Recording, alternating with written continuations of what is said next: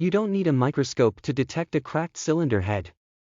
With the below symptoms and pressure testing, you can know if you are having a cylinder head cracked. However, if you get value from this video, please subscribe. Cracks on a cylinder head are not always visible, but with the following symptoms, you should know that you are having a cylinder head cracked. 1. Overheating. This is one of the symptoms of a cracked cylinder head.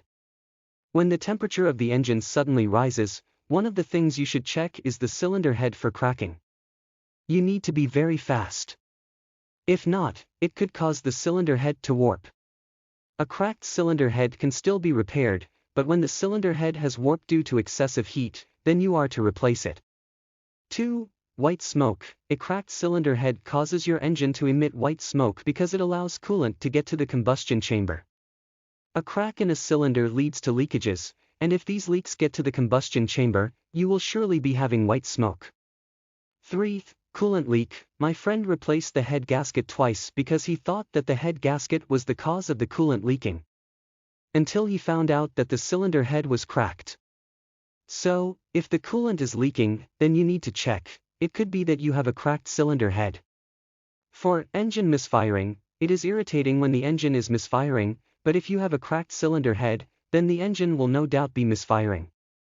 For example, if you are misfiring, the sound of the engine becomes unsteady, and the exhaust emits irregular smoke, which can be white or black.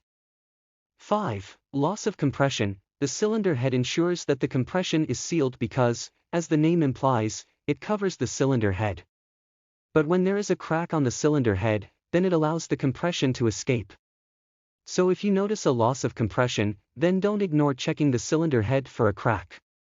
6. Oil in coolant or coolant in oil. I hope you are not confused. A cracked cylinder head can make oil to be on the coolant, which can be visible on the radiator.